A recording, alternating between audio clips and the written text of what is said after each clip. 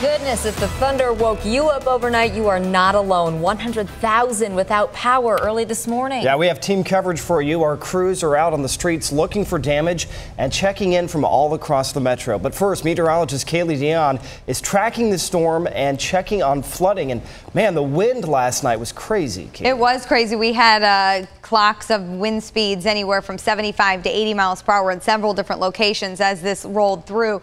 I have it looping back to when it was moving through the Kansas City metro area. And really what happens with this, guys, is what I want you to watch is how it bows out at the front. It kind of develops a bowl. And when that happens, all of the energy from the storm is being pushed into the center there. And that's where you get those higher winds, because all of that energy is going toward the leading edge of the storm. And boom, you just get some high winds, and then it's heavy amounts of rainfall behind it, and even some small hail that we had. But once that line moves out of the way, that wind is gone. And now that's what we're going to see for the majority of the area for the rest of the morning. Small thunderstorms within here. You can see with the lightning strikes I have on there, but really severe weather is over as we move forward. It's just going to be moderate rainfall, which is going to be a concern because flooding has been a major problem this morning because of all the heavy rain in a short period of time. All of these little dots here are what we call storm reports that have been coming in from the National Weather Service that automatically get plugged into our system. So we're going to go over a few of these,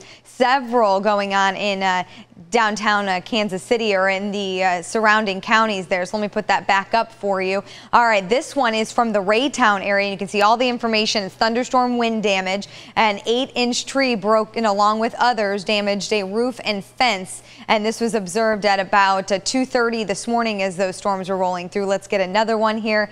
We can bring up another one. Independence, large tree blown over and blocking S. Delaware Avenue. This one came in earlier at about 1:45. We're going to continue to report a whole bunch of these, but there's also, if you look at these, this is from the wind and where it clocked 60 miles per hour in Lee Summit is a wind speed that we clocked there. If we look back to the west, we've got 70 miles per hour clocked in Olathe, and then it continues down toward the south. Also, flooding is going to be a major concern, and coming up in the next few minutes, I'm going to look at how much rain we've seen since midnight and how much more we are expecting to get. But just know, as you're heading out on the roadways, if you look right here, you can see it when there's a light that gets turned on, but there is puddling on roadways underneath there and going onto I-35 from Southwest Trafficways. So you're going to want to keep an eye on that. And there are going to be several other locations. And Patrick and Lindsay, the biggest thing I can tell you is if you come to water over the roadways, please don't drive through it, no matter how deep you think it is. Turn around so you don't get stuck in a bad situation. Absolutely. Good reminder. Thank you, Kaylee. And from KCP&L, more than 100,000 people are without power. And here's an interesting stat for you on KCP&L's website. 13% of their customers are without power right now. 17% of their customers in Missouri without power. And if you're wondering when it's going to get turned back on, potentially not until tomorrow. That's how massive this is for them. This huge storm. Kaylee Dion's still tracking parts of it. Let's go to her right now. How's it looking, Kaylee? Well, we are still dealing with thunderstorms around the area. I was just watching an area of high water under Southwest Trafficway going on to 35, watching people trying to go through it. Please don't do that. This is what we're looking at, and we're going to see flooding over the roadways for quite some time as the rain continues. A few pockets of thunderstorms as we move in closer to just the metro. You can see stretching from downtown all the way along I-35, really from downtown until you get to really 435. You're not going to see this break up at all. Then you'll start to see it break up once you get to Olathe, but then more storms back to the west that are going to be moving just south of Lawrence that are going to be moving in. So if we look closer here along the state line, Leawood over to Lenexa has got the heaviest amount of rainfall at this point. The farther north you go, there'll be lighter rainfall. Then if you look back to the west here, we've got Lawrence with a thunderstorm there just to the west and southwest of you, and then it continues a whole line all the way through and into downtown Kansas City. Then if we loop this, I kind of want to show you the direction that it's going. So some of these are going to be going over the same areas, and that's where you get that flash flooding concern, where we already have several reports of not only wind but flooding damage, and we're going to go over those throughout the morning. But here's what I was watching. If you look down toward the far right-hand side of the screen there, left-hand side of the screen, where those cars are going under the bridge, that's where there's some high water. You can't tell, especially when it's dark out, how deep that is. So please don't drive through it. Just go around, take your time, and just let your boss know you may be a little late today. But be safe, guys.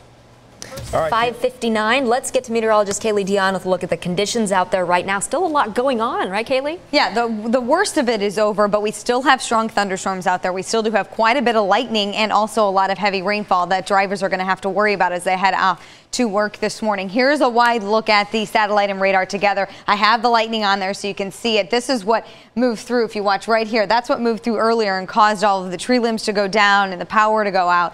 But now we have heavier rainfall that's really going along some of the same spots that are really a line from Osage City to Paola and then even all the way up to Olathe. I've stopped it so the looping doesn't get confusing, and taking the lightning off as well. All the way Interstate 49 through Butler up to Harrisonville, you're going to run into moderate to heavy rainfall. If we zoom in close on the metro, most of it is okay right now. It's the spots 435 to the south that are going to be in moderate to heavy rainfall. Belton over toward really Olathe, Overland Park, and then all the way up into Lenexa. Slide down I-35. Woo, if you're heading south on I-35, you are going to run into heavy rainfall for all the way past Ottawa before it starts to get better. If we loop it, you can see, and there's more coming in behind it off to the west, so we have more coming in.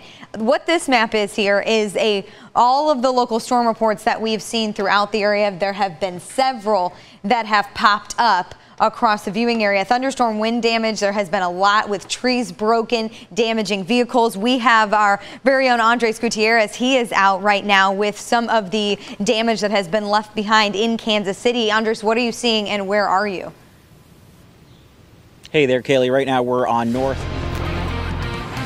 All right, after all this heavy rain, a lot of you probably wondering how much rain we've seen. Here's a look at a rough estimate. I had one of my Facebook followers from Easton send in that they've had over 3 inches of rainfall, but this is what's been in the rainfall rain gauge since midnight to last night. 1.4 inches at KCI, 1.8 in Olathe, still raining there, still more rain on the way. 0.9 in Lawrence, 1.8 in Knobmaster, 2.1 in Sedalia. Here's what it looks like out there at 435 and 69 Highway, and that's not that shade isn't because of an iris. It's because of the heavier rainfall that it looks so grainy because that rain is coming down so hard in that area. If we look at our One Park Place looking toward the south and west, you can see the dark clouds there. You can kind of see the lighter with the rain shaft.